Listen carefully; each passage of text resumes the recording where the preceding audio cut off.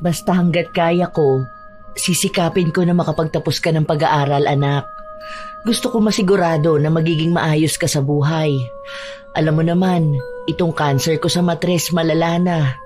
Madalas akong manghina kaya hindi na rin ako makapagtrabaho ng maayos. Hindi ko alam kung hanggang kailan na lang ang buhay ko. Pero huwag ka mag-alala dahil hanggat nandito ako, may kakampi ka. Kahit na ako lang ang tumataguyod sa'yo, sisiguraduhin ko na mabibigyan kita ng magandang kinabukasan. Promise ko rin po sa inyo, Ma, na pagbubutihin ko ang pag-aaral ko. Hindi ko po sasayangin kung anong sinasakripisyo nyo para sa akin. Iisa lang naman ang hiling ng bawat ina. Ang makita ang kanilang anak na natutupad ang bawat pangarap. Ganon din si Jinky para sa kanyang anak. Ngunit paano rin kung ang sisira ng pangarap na yon ay ang isang guro na dapat ay siyang gumagabay at nagtataas ng kumpiyansa ng bata? Ano rin kaya ang kahahantungan ng isang gurong matalas ang dila? May kakayahan pa ba siyang makabawi kung itim na kapangyarihan na ang maniningil o pagbabayaran na lang ang pagkakamali habang buhay? Ano bang sinabi ko nung nakaraan? Hindi mo ba maintindihan, ha? Tagalog na yan, ang bobo mo pa. Paano kanya naasenso sa buhay? Sige, mukha naman ding wala kang mataas na pangarap eh. Yan, class, ang nagagawa ng walang kalinga at gabay ng tatay. Mukha ring hindi natuturuan ng nanay niya sa bahay nila. Palibasa kapag mahirap, walang mataas na pangarap. Sana hindi ka na lang nag-aral kung wala ka naman palang natututunan sa paaralan. Grade 9 ka na niyan? Seryoso ba? Nakaabot ka ng grade 9? Hindi ko po talaga alam kung anong ibig sabihin ng magsanggabal. Anong pinagsasasabi mong magsanggabal? Ang sabi ko, magsanggalab. Naturingang Pilipino ka, ang bobo mo sa sariling wika. Alamin mo kung ano ang magsanggalab dahil bibigyan kita ng mababang grades kung di mo yan masasabi sa akin bago matapos ang time ko. Tumayo ka dyan hanggat hindi mo alam kung anong ibig sabihin yan. Magsindi po ng apoy? Magsindi ng apoy? Saang lupalop mo yan natutunan, ha? Alam mo, nai-stress ako sa katangahan mong bata ka. Wala ka natutunan sa klase ko. Sige, bahala ka dyan sa buhay mo. Mangolekta ka na lang ng kahoy, pansiga para sa bahay nyo. Hay, punyeta naman talaga. Class, makinig naman kayo sa akin. Huwag nyo namang gayahin si TJ. Parang munggo ang utak, walang nagiging laman. Alam nyo, kapag kayo nagpatuloy sa pagiging bobo, wala kayong mararating sa buhay. Kung gusto nyong umasenso sa buhay, ngayon pa lang dapat magaling na kayo sa klase. Napayuko na lang si TJ habang umuupo siya. Napahiya siya. Hindi naman yon ang unang beses. Dahil sa tuwing nagtuturo ang guru nilang yon, ipinapahiya siya. Ang iba namang kaklase niya, nakikita yon bilang biro lang. O sadyang sanay na ang iba sa kanya dahil naging guru na rin nila ito. Hindi siya makapagsumbong sa principal dahil tatay ng guru nila ang principal.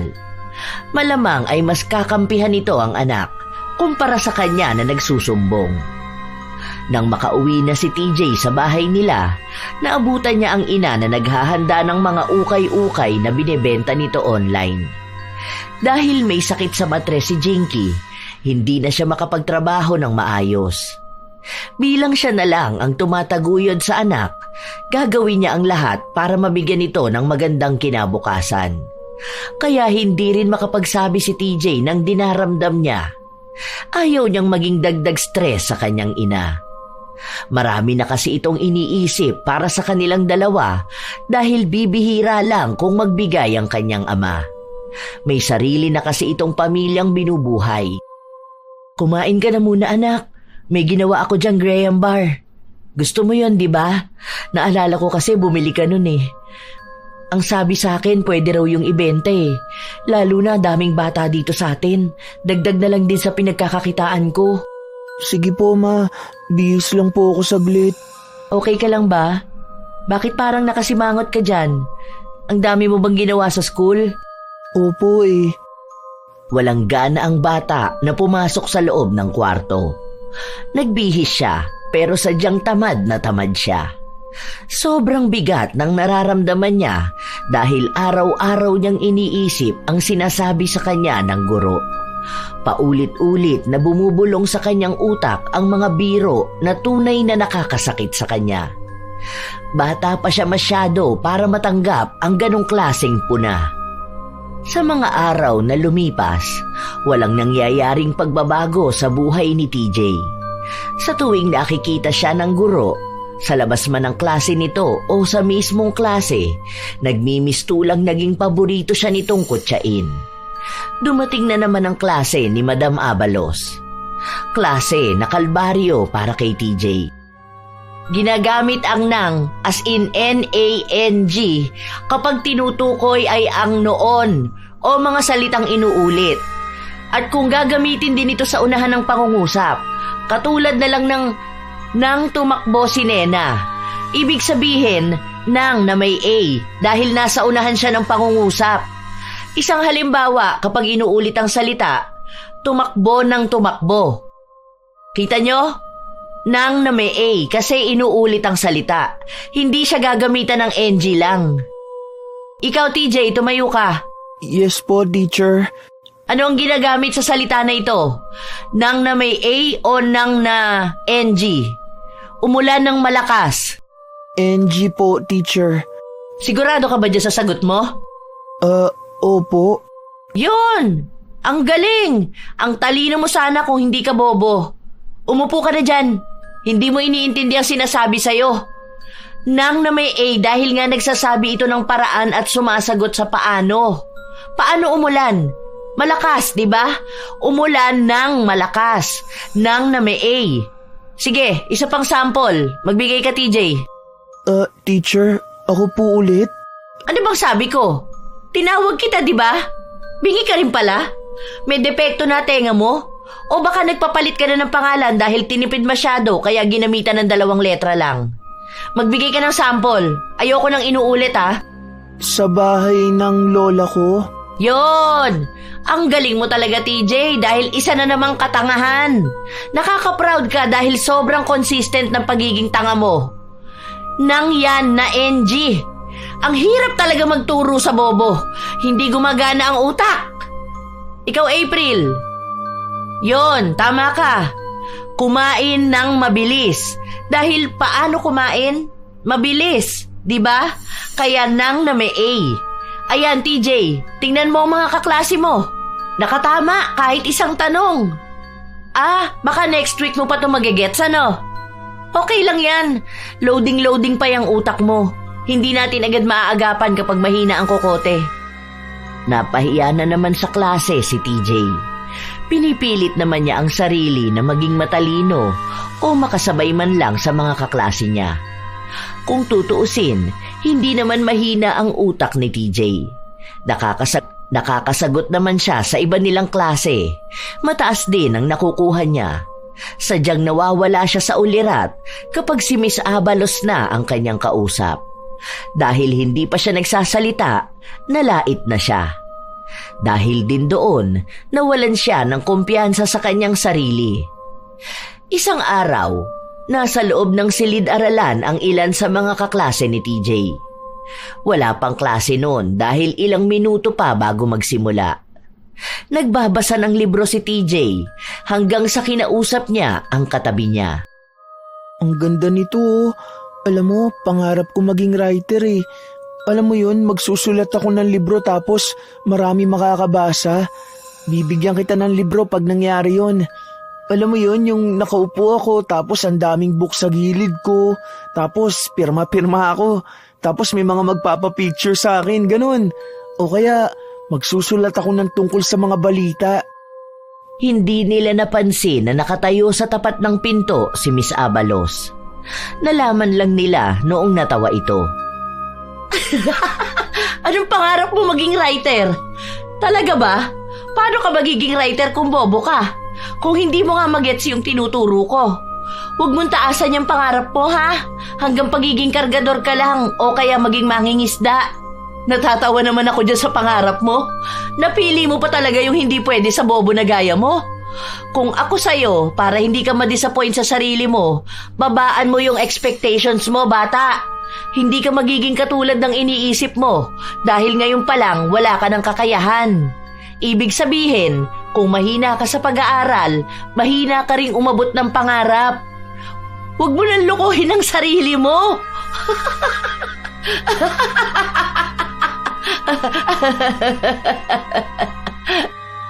Umalis si Miss Abalos habang tawa siya ng tawa. Matagal ng pangarap ni TJ na maging manunulat. Suportado naman siya ng ina, pero ngayon mukhang hindi na. Tumatak na sa utak niya ang sinabi sa kanya ng guro. Gabi-gabi niya yung iniisip. Naiiyak siya pero hindi niya ipinapakita sa ina. Dahil ayaw niyang mag-alala ito sa kanya. Kapag nagpakita siya ng kahinaan, malalaman lang ni Jinky na malaki ang problema niya sa paaralan. Baka maging dahilan lang din yun ng malalang problema ng ina. Habang wala siyang pasok, nasa loob lang siya ng kwarto, nakakulong, tulala sa kisame. Ang daming tumatakbo sa kanyang isipan. Hindi na niya alam kung ano ang pakikinggan. Para bang gusto niyang umiyak pero walang luha. Gusto niyang sumigaw pero wala siyang boses. Ilang sandali pa, kumatok ang kanyang ina. Hindi ka lalabas? Akala ko ba pupunta ka sa pinsan mo? Ayoko po ma, wala akong gana. Tinatamad po ako makipag-usap sa kahit kanino. Tinatamad din ako magkikilos. Gusto ko dito lang sa bahay nakahiga. Okay ka lang ba talaga? Kung may problema ka, pwede natin pag-usapan. Nakita ko yung mga notebook mo na pinagsusulatan mo ng kwento. Bakit punit-punit na at nandun sa basurahan? Ayoko na nun ma, wala naman yung kwenta eh. Bakit walang kwenta? Ang ganda kaya ng mga yun. Pinabasa ko nga yun sa tita mo tuwang-tuwa kaya siya. Ang sabi pa nga niya, ang talino mo raw kasi nakakaisip ka ng mga ganun. Sayang naman yun. Ilang taon na yan nandyan sa'yo. Yaan nyo na po yun ma, inaantok na po ako. Iidlip lang muna ako. Hindi na, huwag ka nang umidlip dyan. Ilang minuto na lang kakain na Hinihintay ko na lang kumulo yung ulam, kakain na tayo. Bumangon ka na nga dyan. Tingnan mo, hindi ka pa naliligo. Hindi mo binuksan tong bintana mo, ang dilim ng kwarto mo. Kahit na walang gana si TJ, sinunod niya pa rin ang sinabi ng kanyang ina. Ayaw niya ng liwanag. Ang gusto niya lang, nakakulong sa loob ng kwarto habang ang buong paligid niya ay madilim. Dahil ganon ang nararamdaman niya. Madilim ang mundo niya. Ganon ang pakiramdam niya ng ilan pang mga linggo. Ang dating bibo at masiyahin na bata, naging tahimik, madalas na mag-isa. Ang dating hilig niyang pagbabasa ng libro, itinigil na rin niya. Lahat ng nagpapasaya sa kanya, hininto niya. Kahit sa ibang subject na dating aktibo siya, nawala na siya ng gana. Dahil wala na siyang kumpiyansa sa sarili. Hanggang sa dumating ang araw na nakita ng kanyang ina ang kanyang grado. Bumaba ata ang grades mo, anak ka. Ano nangyari? Nahihirapan ka ba? May project ka bang hindi na ipapasa? Hindi na kasi kita nakikitang gumagawa ng kung ano-ano Sabi pa sa akin ng advisor mo, minsan daw, tulala ka sa klase. Kaya ang akala niya may problema tayo sa bahay. Alam kong hindi ka okay. Sabihin mo sa akin. Ayoko nang mag-aral ma. Stop na lang po ako. Tapos tulungan na lang kitang magtinda ng ukay. Ha? Bakit mo naman naisip yan? Hindi ka pwedeng huminto sa pag-aaral. Ito na nga lang edukasyon ang maipapamana ko sa'yo. Para kung sakali man na mawala ako sa mundo, alam ko na may maganda kang kinabukasan. Ganun din naman po yun, di ba? Magtatrabaho pa rin naman ako pagkatapos ko mag-aral. Bakit kailangan ko pa magtapos?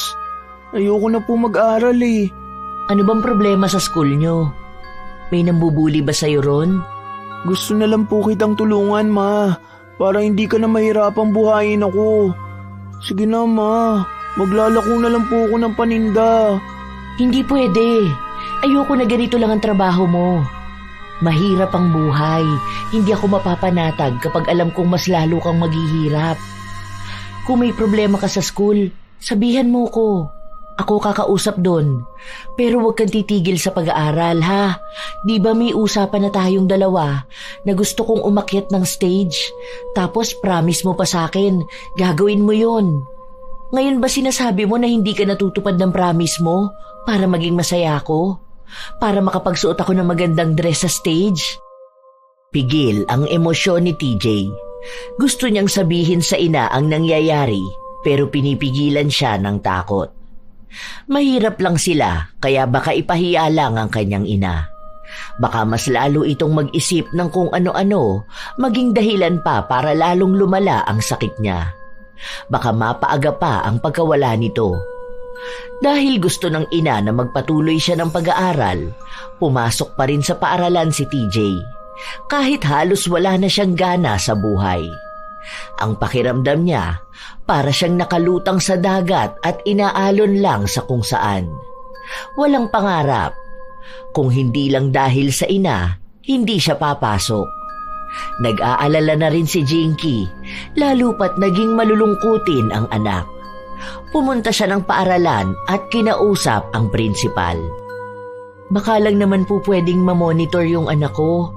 Para po kasing may problema sa mental health niya. Alam niyo na, bata, hindi makapagsabi ng maayos. Kular ang anak mo, di ba?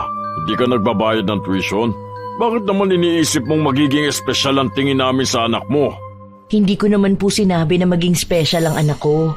Ang sinasabi ko lang, baka naman po pwedeng kahit paano mamonitor ang mga bata. Baka mamaya may pinagdaraanan sila. Bilang may mga guru dito, pangalawang magulang ng mga bata, baka lang po matulungan nila yung mga estudyante. Gaya po ng anak ko. Gaya po ng anak ko. Ang alam ko lang, maayos ang lahat ng guro dito. Kung may nakikita man silang kakaiba sa bata, sinasabi naman nila yun. Kapag nag-report sila sa amin, ibig sabihin nun, kailangan din namin kayo ipatawag. Pinatawag ka po ba? Hindi naman, di ba? Ibig sabihin, kung gagamitan ng common sense, kung meron ka man nun ha, walang nangyayaring masama sa anak mo. Sana yun din ang intindihin mo. Saka lahat kami rito busy. Baka naman gusto mong gawing kinder ang anak mo na kailangan mong bantayan kahit nagkaklase. Bakit hindi yung anak mo ang kausapin mo?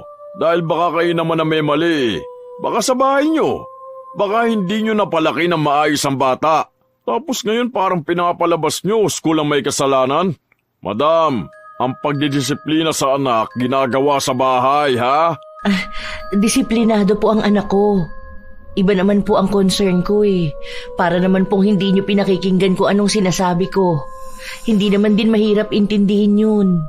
Madam, madaling intindihin ang sinabi ko. Use your common sense po. Hindi lahat ng bagay ipapaliwanag sa iyo para maintindihan mo, ha? Kung ayaw mo sa school namin, lumipat kayo ng ibang school. Ilipat mo ang anak mo. Basta kaya ng budget mo. Kahit na naiinis si Jinky, hindi niya maaway ang prinsipal. Umuwi na lang siya ng bahay nila. Wala pa rin siyang nakikitang palatandaan kung ano ba talagang nangyayari sa anak niya. Kahit naman anong kausap niya rito, hindi nagsasabi sa kanya. Ayaw niya ring pilitin ang bata. Naiintindihan niya rin na sa ganong edad, nahihirapan talaga ang mga kabataan na maglabas ng saloobin nila, kaya kinikimkim nila kung ano man ang pinagdaraanan nila.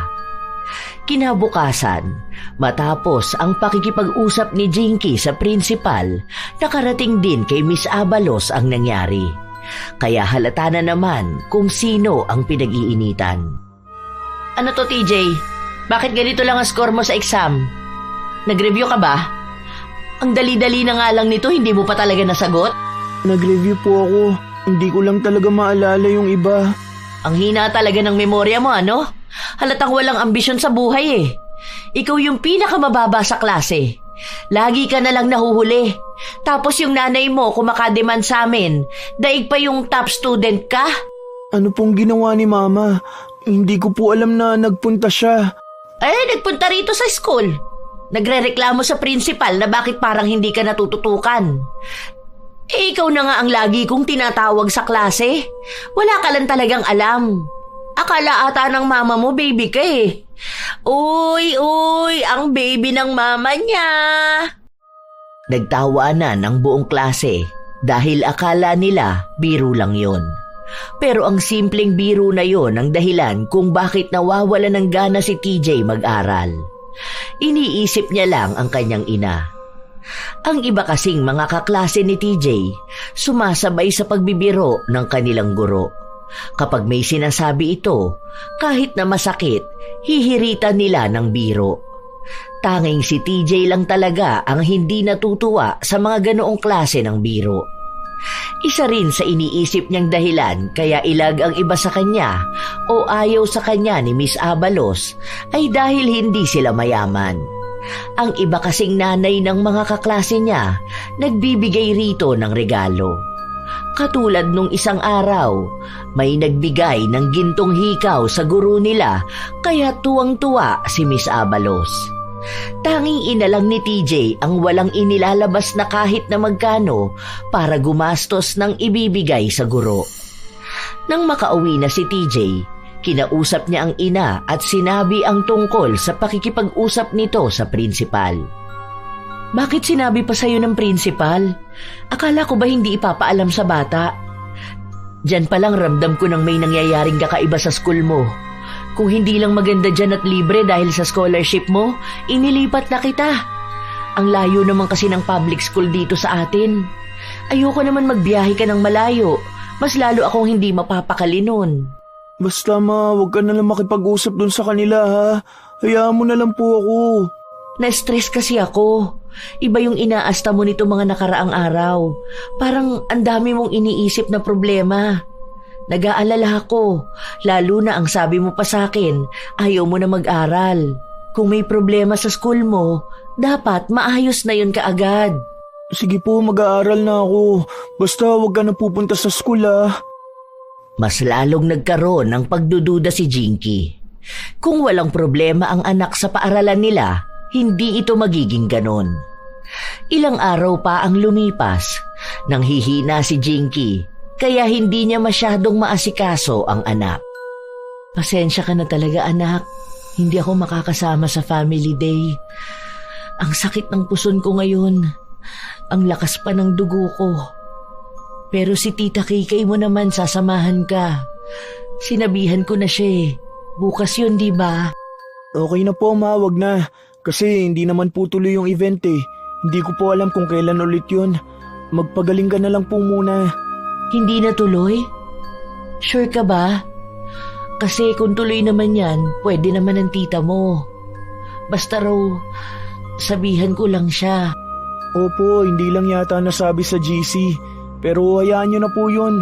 Basta wag nyo na lang pilitin kung hindi nyo kaya. Nagsinungaling si TJ. Dahil ang totoo, tuloy ang event pero hindi niya pinilit ang iba niyang kamag-anak na samahan siya. Nahihiya na rin kasi siya sa mga ito kahit pasabihin na tiyahin niya. Lalo na at malaking abala rin ng oras na igugugol masamahan lang siya. Kaya habang ang mga kaklase niya ay may mga magulang, mag-isa lang si TJ. Hindi siya sumasali sa kahit na anong laro, lalo na kung kasama ang mga magulang. Napansin siya ng iba, kaya nagtanong sa kanya kung nasaan ang mga magulang niya. Wala po. Kaalis lang ni Mama. Masama po kasi ang pakiramdam niya eh. Pero kanina po nandito naman siya. Sabi ko lang po, umuwi na lang siya para kahit po paano makapagpahinga siya. Di ba po? Okay na rin naman po ako rito eh. Hindi naman po ako maglalaro. Maayos naman nung una dahil nga walang ibang pumapansin sa kanya. Wala pa rin siyang sigla kaya nakaupo lang siya sa dulo. Pinapanood ang mga batang masasaya habang siya hindi alam kung ano bang nararamdaman niya. Ilang sandali pa, nilapitan siya ni Miss Abalos. Ano, wala ka magulang? Hindi po makakapunta si Mama dahil masama po ang pakiramdam niya. Doon na lang po muna siya sa bahay namin. Sus, ano ba naman yung nanay mo? Iisa ka na nga lang niyang anak eh, hindi ka pa maasikaso? Para isang araw ka lang sasamahan sa school, hindi pa magawa. Nakakaawa ka talaga. Hindi ka na iniintindi ng magulang mo. Hindi ka pa makapag-aral ng maayos. Dahil nga kakapiranggot lang yung utak mo. Hay, bakit ba may mga taong ganyan sa'yo? Makaalis na nga. Hindi na yon pinansin pa ni TJ dahil wala siyang pakialam sa kutya ng iba, basta maayos ang kalagayan ng ina. Sa mga araw na lumipas, pinipilit ni TJ na ibalik ang kanyang sigla. Ngunit sa tuwing magiging maayos siya, saka naman yun sisirain ng kanyang guro. Habang nagkaklase, tinanong na naman siya. Nasagot niya naman ng maayos, pero sa pangalawang tanong sa kanya, hindi niya agad nasagot, kaya galit na naman si Miss Abalos sa kanya. Halatang wala kang silbi, ano? Simple na nga lang tong tinatanong ko, hindi mo pa talaga masagot? Simple, ibig sabihin napakadaling bagay. Alam mo, sa lahat ng mga naturuan ko, ikaw ang pinakabobo sa kanilang lahat. Pinakamalalang naging estudyante ko. Ngayon ko lang nalaman na sadya talagang may mga taong mahina ang utak kahit ilang beses mong turuan. Ang tagal mo bago maintindihan yung tinuturo sa'yo. Huwag ka na lang kaya mag-aral, ano? Scholar ka. Sayang ang pinapaaral sa'yo ng gobyerno kung ganyan ka. Ang laki ng gastos para sa'yo. Galing sa tax namin yan. Alam mo, ngayon pa lang sinasabi ko na sa'yo ha, wala kang mararating sa buhay. Hindi ko naman po talaga alam. Wala naman po akong maalala na tinuro niyo yan. Pasensya na po, teacher. Eh ano nga bang maaalala mo? Eh di ba, ganito kaliit ang utak mo oh. Mas maliit pa sa munggo. Kung ganito ka palagi, ha? Wala ka talagang pangarap na maaabot. Magiging mababang tao ka. Gayahin mo na lang ang mama mo, nagbebenta ng ukay-ukay. Kasi malamang, siguro nung nag-aaral yun, bobo rin siya. Baka yun ang namana mo sa kanya. Sana hindi na kita makita bukas. Tulala na naman si TJ matapos nun. Lagi niyang iniisip ang masasakit na salitang sinabi sa kanya ng guro. Sinubukan din siyang kausapin ng isa niyang guro pero wala siyang sinabi. Nung tanungin ang kaklase niya, nalaman ang nangyari. Pinagtanggol naman siya pero bilang prinsipal ang ama ni Miss Abalos, wala silang naging laban. Kaya nakiusap na lang din si TJ na wag na siyang tulungan dahil baka madamay pa ang ibang tao. Nakiusap din siya na wag na lang sabihin sa ina. Pinaliwanag niya ang sakit ng ina kung bakit iniiwas niya ito sa stress. Naunawaan naman siya ng guro, kaya may awa talaga itong nararamdaman sa kanya. Nang pumasok sa paaralan si TJ, pilit na lang niyang iginagalaw ang katawan dahil nga sa wala na siyang gana sa lahat. Kahit yata mabuhay ay wala na siyang gana. Habang umaandar ang oras, parang mas lalo siyang bumabaon sa kinauupuan niya. Hanggang sa dumating na naman ang oras na kinatatakot niya. Klase na naman ng malupit niyang guro. At sa kanya na naman nakatuon ang atensyon nito. Oh, ang kapal naman ng mukha mo magpakita pa sa klase ko. Ano, buong araw nakabubuhan na naman ang ipapalaganap mo? Gusto ko lang pong mag-aral. Aral-aralan yan? Nagtawanan ulit ang buong klase. Ganun lagi ang buhay ni TJ. Hanggang sa isang araw, wala siyang pasok sa paaralan. Nasa loob na naman siya ng kwarto. Alam niyang mabaho, alam niyang magulo, pero wala siyang balak maglinis. Kapag nakita na naman yon ng ina, pagsasabihan na naman siyang maging masinop sa sarili. Pero paano nga ba niya gagawing maging masinop kung hindi niya maintindihan kung ano ba ang nararamdaman niya? Bakit ba ang hirap maging masaya? Parang ang lungkot ko. Hindi ko maipaliwanag eh. Hindi ko rin naman makukwento sa iba dahil sinong makikinig sa akin. Sobrang boring ng kwento ko. Wala rin naman makakaintindi sa akin dahil kung ako nga hindi ko maintindihan ang sarili ko. Parang gusto ko na lang matapos lahat. Nang kinagabihan na yon, sabay silang kumakain ng ina.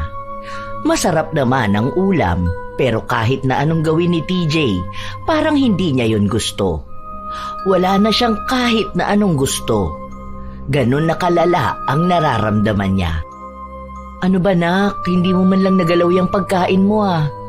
Tingnan mo nga, nilalaro-laro mo lang yan. Wala po akong ganang kumain, ma. Ayoko na. Ayaw mo ba ng ulam? Anong gusto mo para ipagluto kita? Hindi pwedeng hindi ka kakain. Paano ka magkakaroon ng resistensya niyan? Nag-aaral ka, kailangan ng utak ng pagkain. Wala akong ulam na gusto, Ma. Wala po akong maisip. Basta ayoko lang kumain. Kaninang umaga hindi mo ginalaw yung pagkain mo. Tapos yung merienda mo iniwan mo lang sa lamesa ni hindi mo ginalaw. Ngayon sasabihin mo na wala kang gana? Ano ba talaga? Hindi pwedeng wala kang gana. Baka magkasakit ka pa niyan. Hindi ko alam eh. Basta alam ko po busog ako. Hindi ka tatayo dyan hanggat hindi mo kinakain yan. Sige, kahit na hindi mo na ubusin yan, kahit na kalahati lang ang makain mo, para lang malamanan yung tiyan mo. Hindi pwedeng matulog ka nang hindi kumakain. Pinilit ni TJ kumain, pero naduwa lang siya. Nagsuka. Parang hindi tinatanggap ng tiyan niya ang sapilitang pagkain dahil wala talaga siyang gana. Naging problemado ang ina dahil hindi nga siya kumakain. Ang lamlam pa madalas ng mga mata. Hindi nag-aayos ng sarili. Walang pakialam sa buhay. Isang araw, habang wala si TJ at nasa paaralan, pumasok sa loob ng kwarto ang kanyang ina. Hay, ang batang yun talaga. Napakakalat ng kwarto. Oh, may bulok na prutas pa rito. Ito yung merienda na bigay ko sa kanya nung nakaraan. Nabulok na lang dito, hindi man lang kinain. Gulo-gulo pa ang mga damit, ang dami pang buhangin ng higaan. Kaya pala ayaw akong papasukin sa kwarto niya. Ganito pala kagulo, karumi at kakalat. Pagsasabihan ko nga yan mamaya. Alam niya naman na ayokong pinababayaan niya ang kwarto niya. Pero kung magulo ang kwarto niya, ibig sabihin daw nun magulo ang utak. May nabasa ko na baka anxiety o depression. Ay naku naman, huwag naman sanang makaranas ng ganun ang anak ko. Nakakatakot na kondisyon pa naman yun. Nilinisan na lang ni Jinky ang kwarto ng anak. Habang nagliligpit siya, may nalaglag na papel mula sa gabundok na mga damit ng anak. Nang pulutin niya ito, tila ba isang liham na nakakabahala ang laman. Napapagod na ako. Hindi ko na alam kung hanggang kailan tong gulo sa utak ko. Ayoko nang pumasok sa school dahil lagi na lang akong pinapahiya ni Cher Teresa Abalos. Lagi niyang sinasabi sa akin na isa lang din akong dagdag na salot sa mundo. Wala akong maitutulong kapag tumanda ako dahil pabigat ako. Hindi ako matalino, hindi rin ako magaling sa kahit na anong bagay. Dapat wala na akong pangarap kahit halata naman na hindi ko matutupad yun. Hindi ko na alam. Ang daming bumubulong sa utak ko. Kahit gabi hindi ako makatulog. Parang sinasabi sa akin na tapusin ko na lang tong buhay ko. Na baka nga wala akong kwenta. At kung wala akong kwenta, bakit kailangan ko pa magpatuloy sa buhay? Konti na lang. Baka nga tama na. Gusto ko na sumuko. Hindi mapakali si Jinky matapos niyang basahin ang isinulat ng anak. Para ba itong pamamaalam sa masama niyang balak? Mabuti na lang umuwi na rin nun si TJ. Hindi na nakapagsalita pa si Jinky. Mahigpit na lang niyang niyakap ang anak. Umiyak siya. Hindi niya pa alam kung paano siya magsasalita. Wala namang ina ang magnanais na malamang may dinaramdam ang anak na hindi kayang sabihin. Naging mas kalmado na siya. Sa kanya kinausap si TJ. Ipinakita niya ang sulat na nabasa niya. Anak ko, huwag mo namang gawin to. Diba? Ang sabi ko sa'yo, kapag may problema ka, sabihin mo sa akin. Kapag kailangan mo ng kakampi, andito lang ako. Naiintindihan ko na nalilito ka. Naiintindihan kita, anak. Pero please, huwag mong gagawin kung ano mang naiisip mo, ha? Hindi totoo na wala kang kwenta. Dahil para sa akin, ikaw ang dahilan kung bakit ako nabubuhay. Ikaw ang dahilan kung bakit nandito ako sa mundo at lumalaban. Marami kang pangarap. Marami kang talento. Alam mo, ang buhay hindi natatapos sa paaralan lang. Kahit na kailan, hindi sukatan ng taas ng grado. Dahil ang buhay, maraming ibig sabihin. Malawak ang mundo. Ang paaralan, ang grado, parte lang yan ang buhay mo. Pero hindi yan ang pagkatao mo. Mas makabuluhan ka kaysa sa grado mo. Kaya, huwag mong iisipin na dyan lang iikot ang buhay mo. Kaya, huwag mong wawakasan ang buhay mo dahil lang sa sinasabi sa'yo. Sorry ma, hindi ko masabi dahil ayoko maging problema pa ako. May sakit ka na, lagi ka nanghihina, madalas na nasasaktan ka. Kapag nakikita kita, umaatras ako. Kasi paano kung makadagdag pa ako sa iisipin mo? Ayoko nun. Hindi ka problema. Kahit na anong mangyari, hindi ka magiging problema sa akin.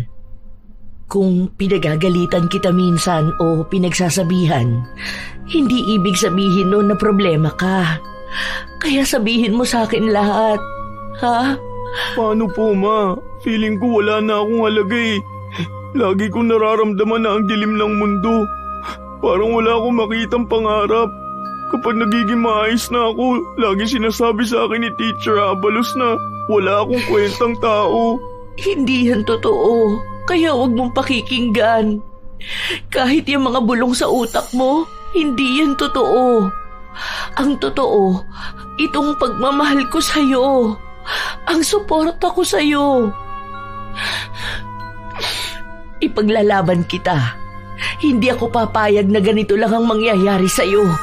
Ma, baka naman ikaw pa ang mapahamak. Alam mo naman po na hindi mo sila matatalo eh. Mayaman sila.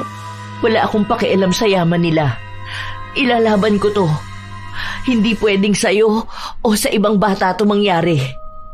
Ang guro, trabaho niyang magturo at magdala sa mga bata patungo sa pangarap nila. Hindi ang sumira ng paniniwala at determinasyon. Kakampi mo ko. Doon, kahit na paano, gumaan ang pakiramdam ni TJ. Para siyang nakalabas sa kadiliman. Lalo na noong mahigpit siyang niyakap ng kanyang ina. Kinabukasan, sumugod si Jinky sa paaralan kung saan kinausap niya si Miss Abalos. Hindi na siya nag-aksaya pa ng oras para ilabas ang hinanakit niya. Anong karapatan mo sabihin na walang kwenta ang anak ko? Teacher ka! Matalino ka! Bakit hindi mo ginagamit ang utak mo?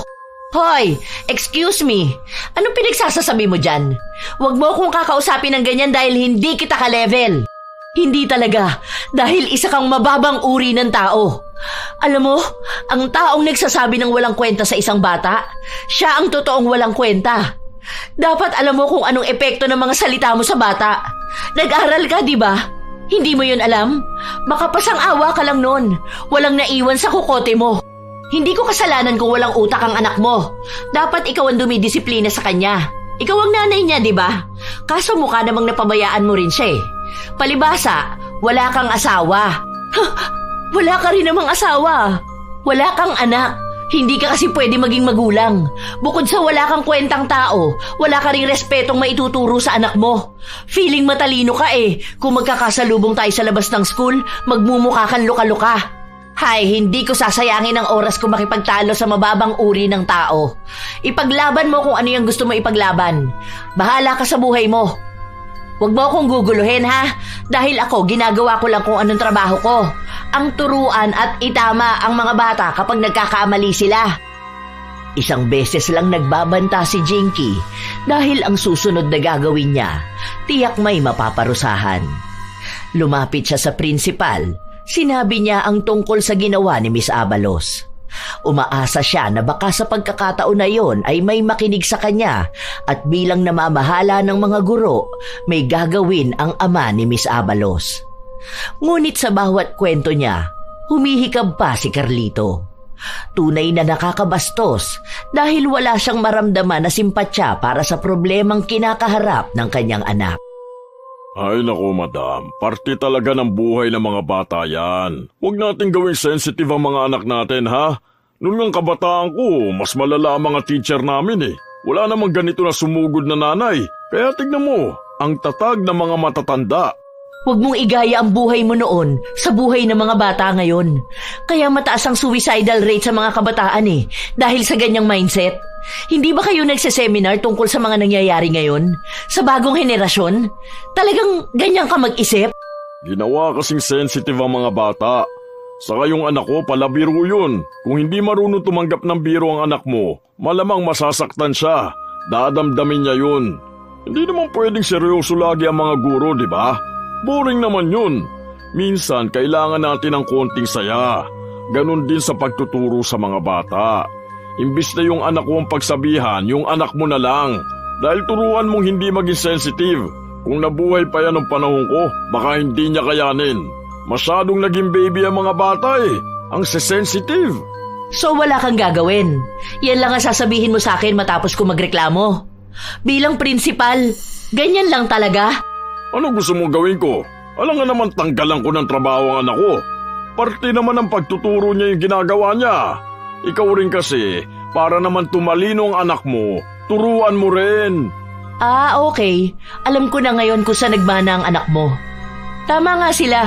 Kapag walang kwenta ang magulang, malaki ang chance na walang kwenta ang anak. Sayang ang pinag-aralan nyo, hindi pala apply sa ugali. Opo, squammy attitude ako kasi ako walang pinag-aralan. Pero parang magkaka-level tayo. Hindi pala, mas mababa pa kayo. Nakaka-disappoint. Ganitong teacher ang pinupuri kada Teacher's Day. Hindi naman bayani.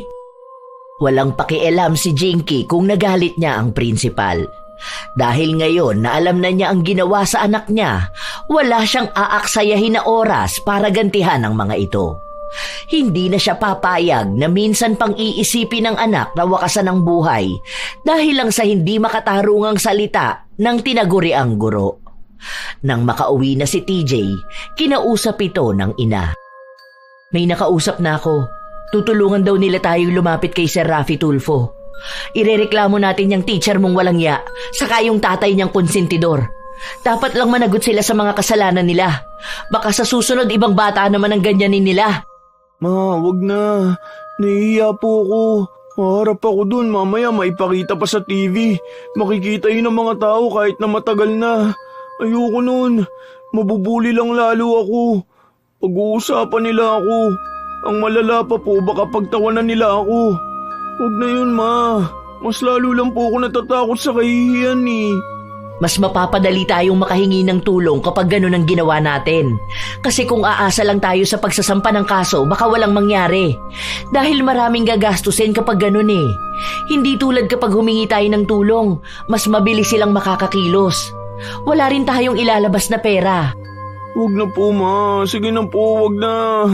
Kaya nga ayoko ipaalam sa iba dahil natatakot ako Ayokong isipin nila na nagpapapansin ako o sobrang nagpapaawa ako.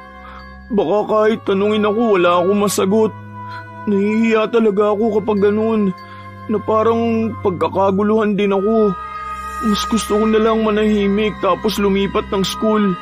Huwag lang talaga mapanood sa TV. Nagpupumilit si TJ na huwag nang ituloy ang pagrereklamo na maaaring umabot sa punto na mapapanood pa siya ng maraming tao. Bilang isang bata na walang kumpiyansa sa kanyang sarili, hindi niya kakayanin ang media. Dahil sa pakiusap ng anak, hindi na lang itinuloy ni Jinky ang pagrereklamo. Pero hindi niya sinabi na titigil siya sa paghihiganti. Dito na niya naisipan na ipabarang ang mag-ama, pero dahil iisa lang ang kailangang mauna, si Miss Abalos na ang inuna niya. Nais niyang maging mas malala, hindi lang basta parusa, kundi bagay na magbibigay ng kahihiyan at sakit. Hindi na lang yun sinabi ni Jinky sa anak. Paraan niya ito para maipakita na ang mga taong katulad ng ugali kay Abalos hindi pinapalampas.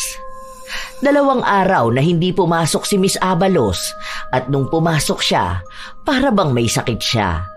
Hindi masyadong maigalaw ang kanyang dila. Hindi naman ito namamaga pero kapansin-pansin na may kakaiba. Pinipilit na lang niyang maging normal ang lahat. Nasaan niya assignment niya? Ano po yun, ma'am?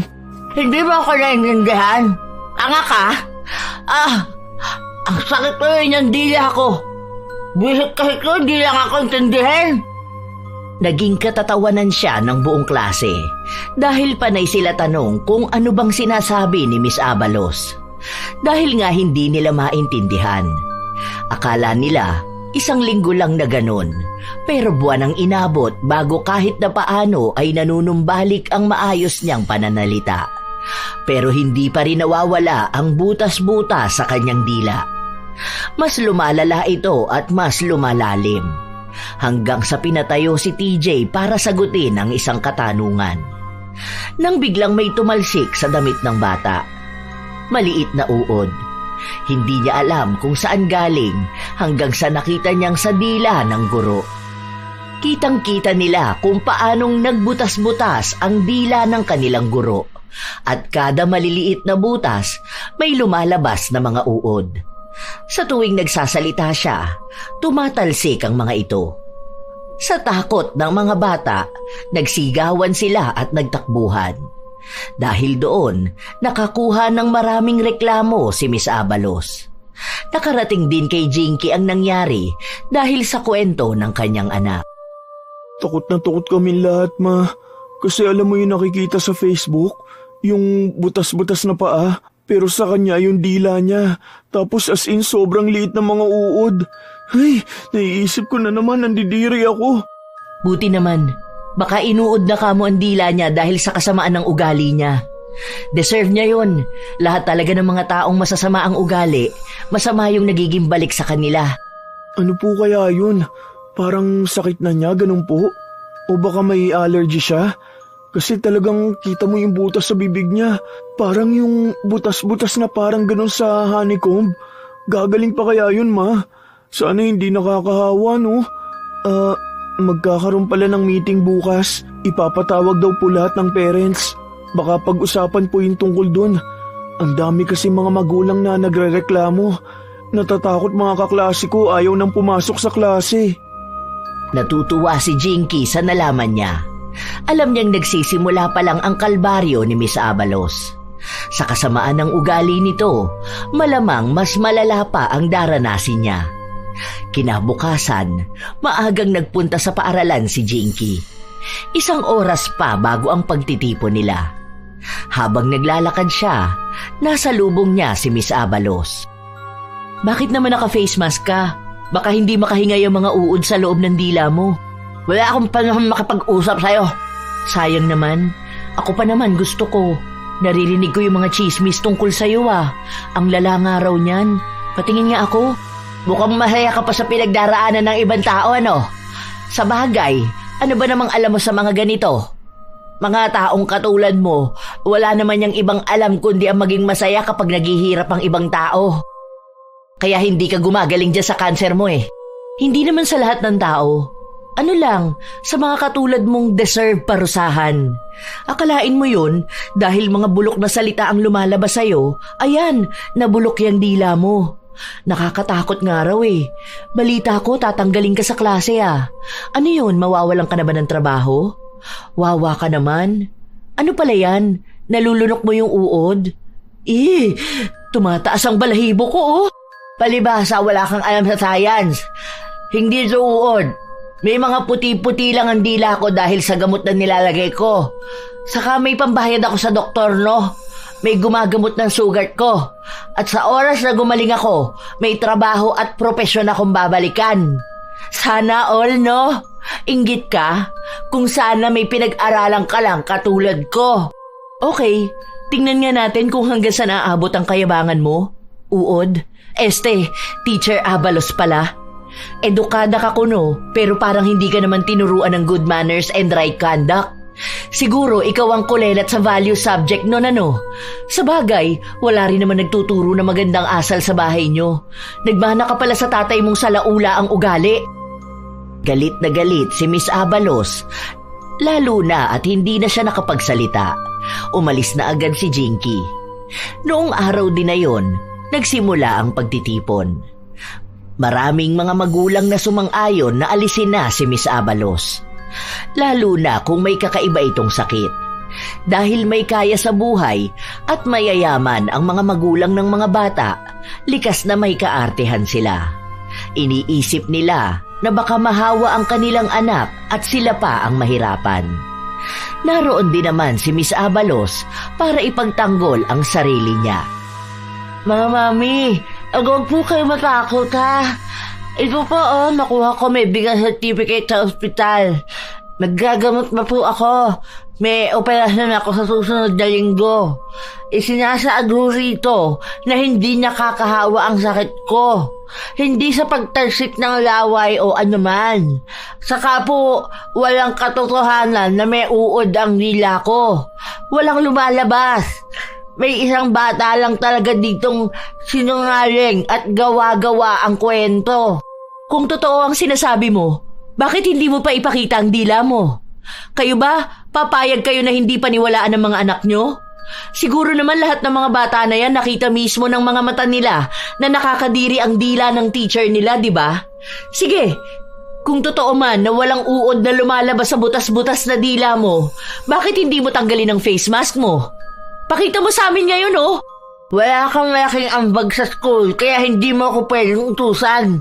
Wala naman mangyayari kung ipapakita ko, di ba? Baka kapag nakita mo, mapahiya ka lang din. Okay lang mapahiya ako. Basta masigurado kong nakita talaga naming lahat na totoong maayos yung dila mo. Hindi yung baka mag-overthink kami na uuwi ang mga anak namin na may nakakapit na uod sa kanila dahil tumalsik galing sa dila mo. Sasagot pa sana si Miss Abalos, ngunit nagsalita ang ibang mga magulang. Hiniling nila na ipakita nga ang dila ng guro. Dahil paano sila magtitiwala sa papel na ipapakita niya kung hindi niya patutunayan mismo na walang dapat na ipangamba ang mga magulang. Takot na takot si Miss Abalos kaya hindi niya maipakita. Humingi siya ng kaunting oras. Nagpaalam siya saglit at sinabi na maglalagay lang muna siya ng gamot. Nagpalusot pa siya na hindi raw pwedeng mahanginan ang dila niya dahil dapat lagi itong basa. Tumakbo siya sa opisina ng ama. Tulungan mo naman mga dinis. Ayun mo lang yung maliliit na uod. Para kapag pinakita ko sa kanila, malalaman nila na wala talaga lalabas. Buhisit kasi yung nanay yung bobong bata na estudyante ko. Pinilit ba naman ako ipakita ang dila ko? Kaya mo na, hindi naman halata eh. Ayoko nga humawak dyan. Takot ako sa ganyang maliliit na buhay. Ay, ano pa yan? Doon ka nga sa labas. Huwag mo ipakita sa akin yan. Kinikilabutan ako. Ang arte mo naman. Anak mo ko, kaya dapat tulungan mo ko. Kadkarin mo lang yung dila ko. Ito naman, akala mo naman mamamatay ka kapag nakahawa ka ng uod. Walang nagawa si Carlito. Dahil kung hindi niya tutulungan ang anak, maaaring mawalan nito ng trabaho. Baka mahirapan pang makapasok sa ibang paaralan. Nang masigurado nilang wala na ang mga uod, saka bumalik si Miss Abalos sa silid-aralan kung saan ipinakita niya ang kanyang dila. Kadiri, ang tataba ng mga uod. Anong uod? Layo ka ba? Walang uod ang dila ko. Kung ano-anong chismis yung pinagsasasabi mo. Galit na galit ang mga magulang na may halong takot at pandidiri. Nagsigawan din ang mga bata at lahat sila ay umalis ng silid-aralan. Ang naiwan lang sa loob ay sina Jinky at Miss Abalos. Doon lang din kasi napagtanto ng guro na may lumabas na 3 malulusog na uod mula sa dila niya.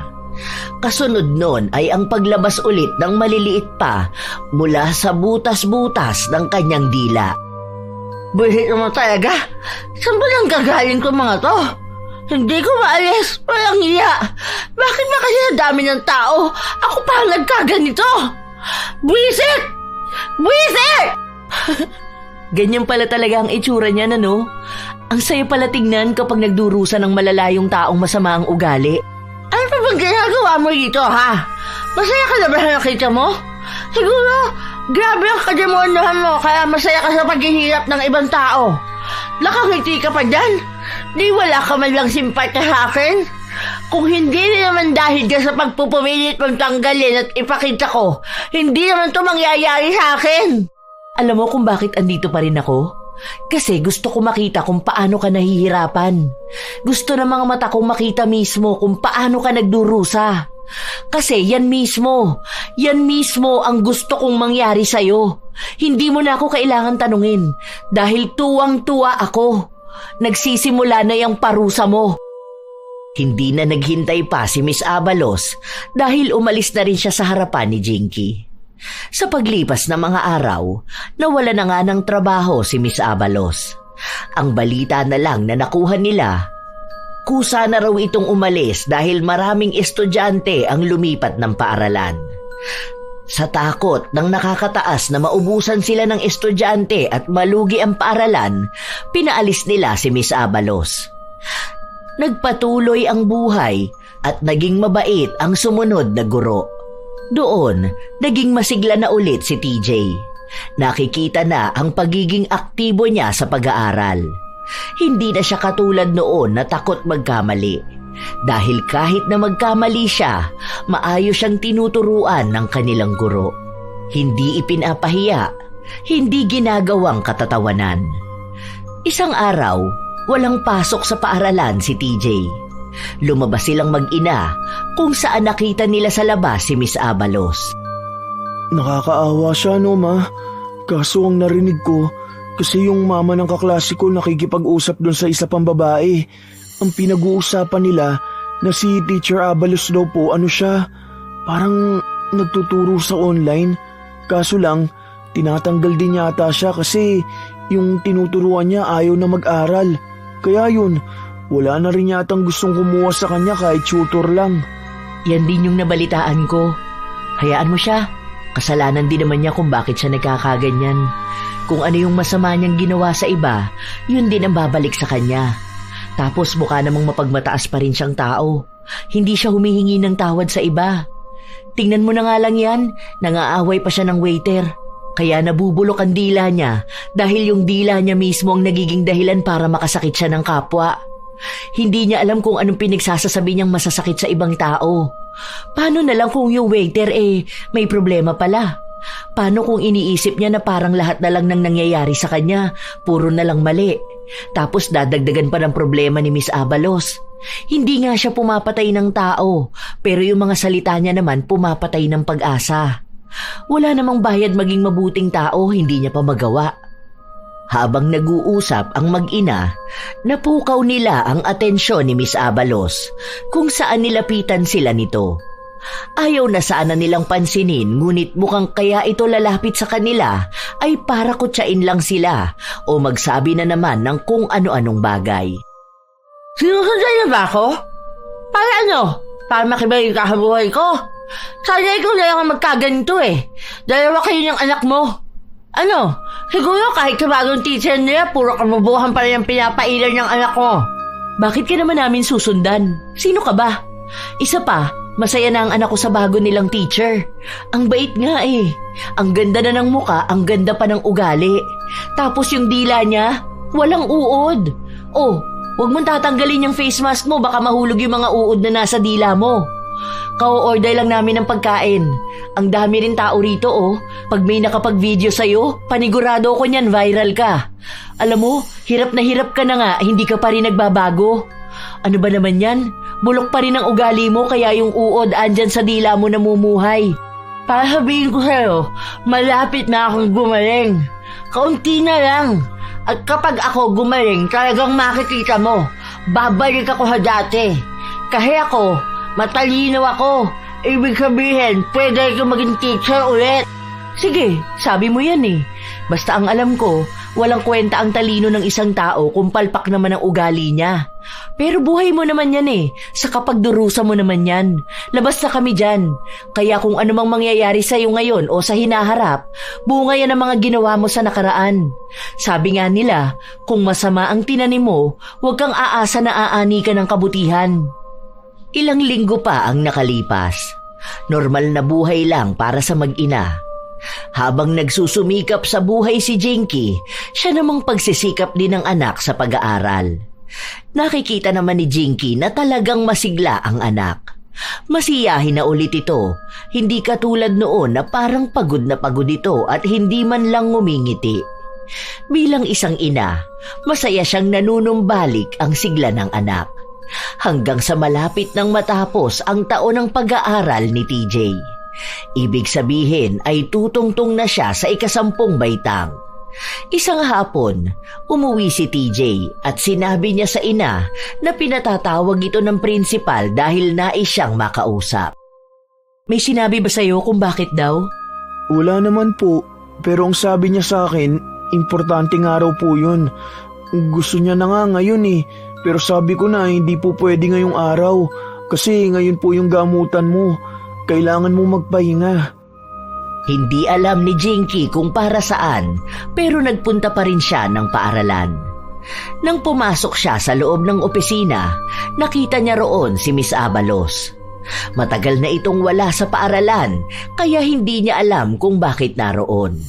O baka dahil ama nito ang prinsipal. Wala naman siyang pakialam kay Miss Abalos. Depende na lang kung pinatawag siya dahil dito. Tungkol ba saan tong pagpapatawag sa akin? Tungkol ba to sa anak ko o tungkol lang sa kung ano? Ito kasing anak ko. Ang sabi niya may nakausap siya. At ang sabi sa kanya mukhang pinapakulam siya. At ano naman ang kinalaman ko dun? Hindi ako albularyo. Mukha kasing ikaw lang ang may kakayahan na gawin to sa akin. Kaya pagsasabihan na kita ipaalis mo ang kulam na to sa akin bago ka pa maparusahan. Kapag ako nagpa-albularyo, tiyak ako na babalik to sa'yo. Baka hindi lang dila mo ang uurin. Baka buong katawan mo na. Hindi ako ready, sorry. Hindi ko alam na parang may audition pala rito para sa comedy bar. Nakakatawa kasi. Hindi kami nagpapatawa rito, madam Kinakausap ka namin na maayos. Hindi na nga namin pinagkakalat sa ibang mga magulang Kaya ka nga namin kinausap ng pribado. Dahil nga gusto namin na sa atin na lang tong issue na to. Yung hindi na makakalabas sa ibang tao. Bakit hindi nyo ipagkalat? Takot din kayo na baka magmukha kayong tanga, no? Isipin mo yun, bigla kayong mambibintang ng tao kahit na hindi nyo naman napapatunayan. Saka kahit saan nyo naman dalhin yung chismis na yan, hindi naman kayo paniniwalaan ng mga tao. Sa panahon ba ngayon may naniniwala pa sa kulam-kulam na yan? Saka kahit sa pinakamagaling kayong albularyo lumapit, hindi nyo matutukoy kung sinong gumawa niyan sa inyo. Dahil alam namin na ikaw lang ang may motibo. Naalala ko noon sumugod ka rito dahil sa suicidal note ng anak mo, di ba? Tapos yan na ang nangyari sa anak ko. Hindi ka man lang ba naaawa? Bakit?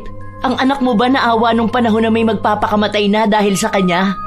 Isa pa, patunayan niyo munang nagpakulam ako. Hanggat wala kayong patunay, wala kayong magiging laban sa akin. Sige, i-go mo na yan dyan sa albularyo. Kapag gumaling ka, congrats. Kapag bumalik sa akin, ganun talaga, di ba? Kung gagaling ka nga, wala namang gumagaling na taong masama ang ugali. Alam ko na kung anong gusto mo. Gusto mong pumahay yung anak mo at magkaroon ng maraming awards. Gusto mo magsabit ng ilang medal sa kanya. Sige, kung yan ang kapalit, tutulungan ka ng tatay ko. Wala akong pakialam sa medals o awards na yan. May ganyan man o wala ang anak ko, ayos lang sa akin basta makapagtapos siya ng pag-aaral. Hindi yan ang sukatan para maging proud ako sa kanya. Mahirap kami pero may prinsipyo ako. Kung ako man ang gumawa niyan sa'yo, hanggang sa kamatayan ko hindi ko yan babawiin. Maghanap ka ng albularyo na magtatanggal niyan dahil kahit na kailan, hindi ko yan babawiin sa'yo. Magdusa ka habang buhay dahil yan ang nararapat sa'yo. Huwag mo akong guluhin o takutin. Kahit na sa kamatayan, hindi ako takot. Huwag ka na magmatigas. Sige, pera, gusto mo? Total, mahirap ka. May sakit ka yan, di ba? Bibigyan kita ng pera para naman makaya mo buhayin ang anak mo. Kaya kong buhayin ang anak ko mag-isa. Hindi mo ako mabibili. Walang kahit na anong sapat na halaga o suhol ang kapatawaran ko. Kung anong galit ko, ibinabaon ko yun sa puso ko. Masama ka rin pala ng tao Pare-pareho lang pala tayo rito. Dapat, pati ikaw, pinaparusahan din, di ba? Madam, kung ang Diyos nga nagpapatawad ikaw pa kaya na tao lang? Huwag niyong gamitin ang Diyos. Mas kilabutan ka dyan. Masyado kayong ipokrito. Sayang, ang daming salamin dito sa opisina pero hindi nyo makita ang sarili nyong refleksyon. Wala naman saysay itong usapan natin Hindi ko rin naman kayo pwede i-educate kasi hindi naman kayo bobo. Sadyang masama lang kayong tao. Sige na, sabihin mo na lang kung ano bang gusto mo. Huwag ka na magmataas, wala ka mapapala kung ganyan ang ugali mo. Sabihin mo na para magawa na namin. Gusto mo humingi ako ng tawad sa'yo? So ayun na, ikaw ang hindi marunong magpakumbaba. Ganyan ka pala humingi ng tawad? Ano bang gusto mo? Yung naiiyak-iyak ako? Teka, magpa-practice lang ako ng acting ha? Nakakatawa ka. Sarili mo lang ang iniinsulto mo. Mas lalo mong pinapatunayan sa akin na hindi mo deserve ang kapatawaran mula sa akin. Na wala akong dapat na maramdamang awa sa'yo. Kahit na totoo mang umiyak ka sa harap ko o lumuhod ka, hindi ako magpapatawad kung peki lang din ang salita mo. Huwag niyo na rin sanang aksayahin ang oras ko dahil wala akong pakialam sa pinagdaraanan nyo. Katulad lang din ng sinabi niyong wala kayong pakialam sa mental health ng mga bata. Nagmatigas si Jinky. Hindi siya magpapatawad kahit na anong mangyari. Hindi madadala sa salita o sa mga panakot sa kanya. Nagsabi kasi si Miss Abalos na yung anak na lang niya ang ipapakulam nila. Pero bata pa lang si TJ, may kontra na siya sa anumang gawa ng itim na kapangyarihan. Kung anumang ipagagawa laban sa kanilang mag-ina, doble ang balik nito sa taong nagpakulam. Isang araw, nabalitaan na lang niya na nagkasakit ng malala si Carlito. Hindi raw matukoy kung ano yung masakit sa kanyang tiyan. Doon na lang nabalitaan ni Jinky na gumawa ng ritual si Carlito bilang bawi sa kanilang mag-ina. Pero sa kanya tumalbog. Dahil doon, hindi na maagapan ng albularyo. Natanggal siya sa trabaho nang wala sa oras. Nagkaroon din ng sunod-sunod na kamalasan ng kanilang buhay. Naging hikaho sila sa buhay kahit na nangyari lahat yon sa loob lang ng isang buwan. Dahil hindi makapagtrabaho ang mag-ama, wala silang ibang inaasahan kundi ang kakapiranggot lang na tira sa ipon nila. Matapos na maloko ng peking albularyo si Carlito at tumangay ng malaking halaga mula sa kanya. Ma, tingin mo po, karma na ni na Teacher Abalos yun? Kasi po, naririnig ko yung ibang teacher na yun ang pinag-uusapan eh. Lalo na raw po dun sa nakarma sila. Paano raw pinapakalat din nila na mangkukulam daw po tayo? Hayaan mo na sila. Buhay na nila yon. Nakulam nga raw po yung principal. Tapos ikaw sinisisi. Yun lang yung narinig ko pero di naman sila pinaniniwalaan. Kasi sinungaling daw sila at imposible na gawin mo yun. Wala namang katotohanan yun eh. Kung anong pinapakalat nila, sila na yung may mali ron. Saka wala akong panahon sa mga pagbibintang nila sa akin. Basta ang mahalaga sa akin, maayos ka na. At alam ko na kapag nawala ako sa mundong ito, magiging matatag kang abutin ng mga pangarap mo sa buhay. Wala na po kaming pasok, ma. Ano na lang po, tulungan na lang kitang kumita ng pera, ha? Maglalako na lang ako ng Graham Bar. Sige, gagawa na lang pala ako ng marami. Dami ko pa namang kaibigan dito. Alam ko bibili yung mga yun. Sa pilitan talaga pagbibenta ko sa kanila. Para iipunin ko yung pera ko na yun. Para kapag pasok ka na, hindi ka na po magbibigay sa akin ng allowance. Masayang nag-uusap ang mag-ina. Hanggang sa nakarinig sila ng katok. Wala naman silang inaasahan na bisita. Kung kapitbahay naman nila, minsan tinatawag na lang ang pangalan nila at hindi na kumakatok. Si TJ ang nagbukas at noong makita niya ang dating guro, tinawag niya ang ina. Pinapasok naman ito sa loob ni Jinky, kaya si TJ nagtungo sa kanyang kwarto dahil ayaw niya ring makialam sa usapan ng nakatatanda sa kanya. Anong kailangan mo sa akin na talagang sinadya mo pa ako sa bahay ko? Gusto kong humingi ng tawad sa'yo. Alam mo, sa dami nang nangyari sa buhay ko ngayon, masasabi ko talaga na marami akong natutunan. Ang dami kong taong nasaktan.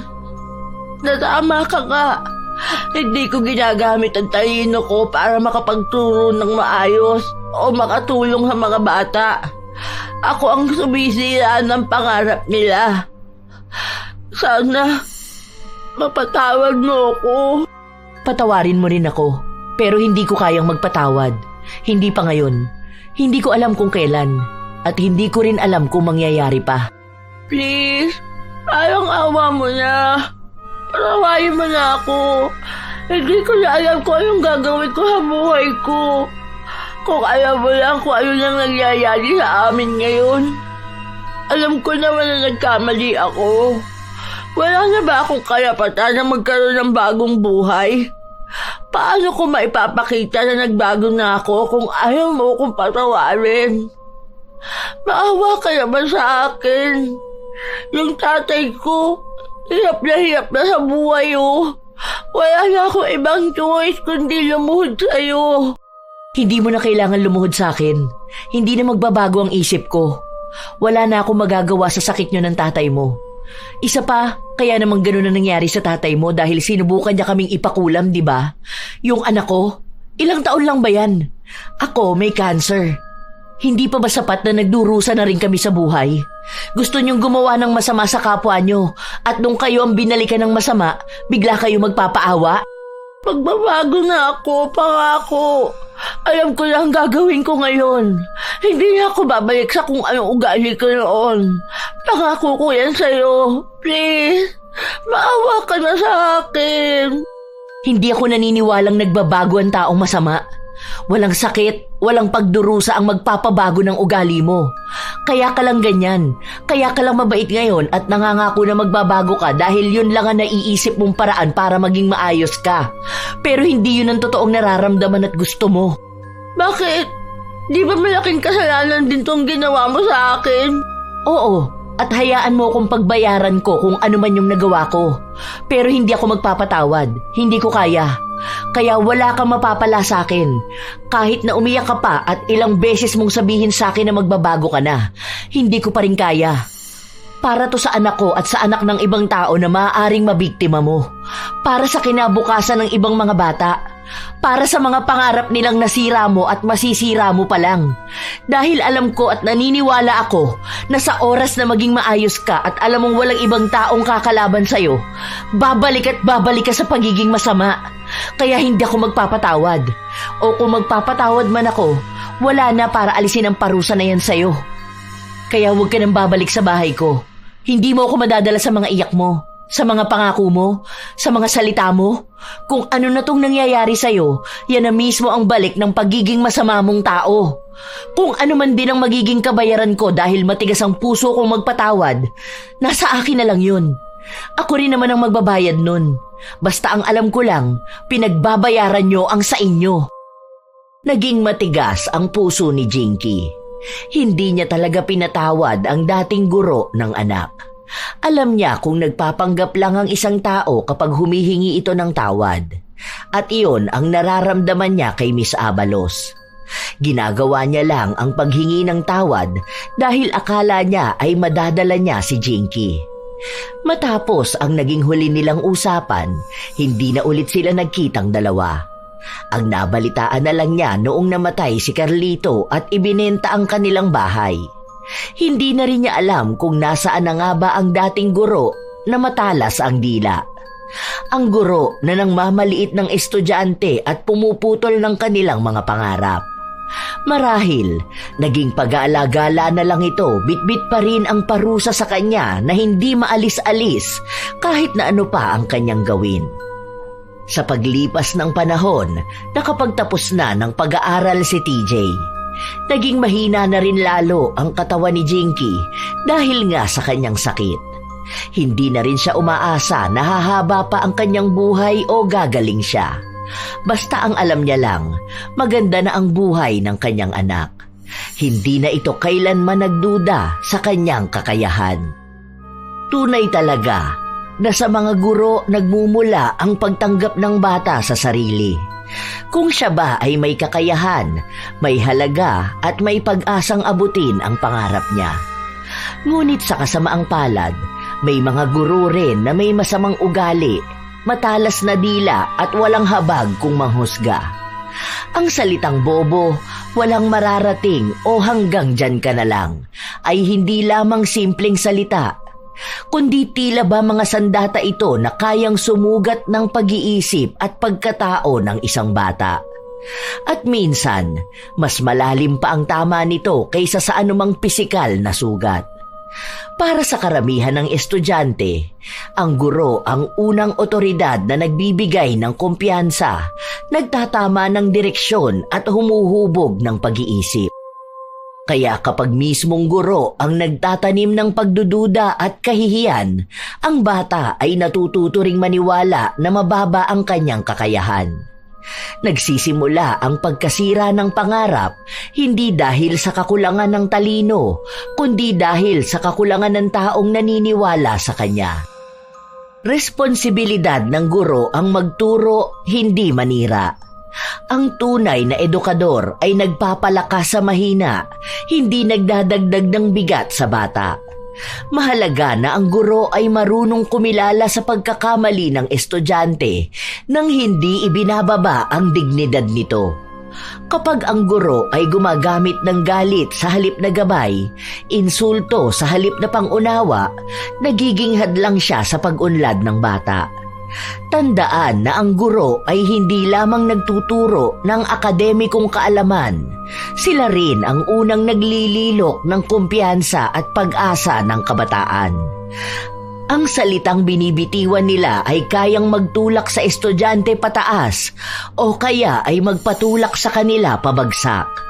Ang tunay na sukatan ng mahusay na guro ay hindi ang taas ng grado ng estudyante, kundi kung paano niya tinulungan ang bata na makita ang kanyang halaga at kakayahan.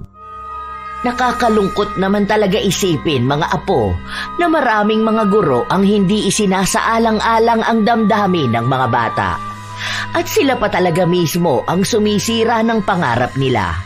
Habang may mga guro din naman na todo ang suporta sa mga estudyante at nagiging kakampi nila.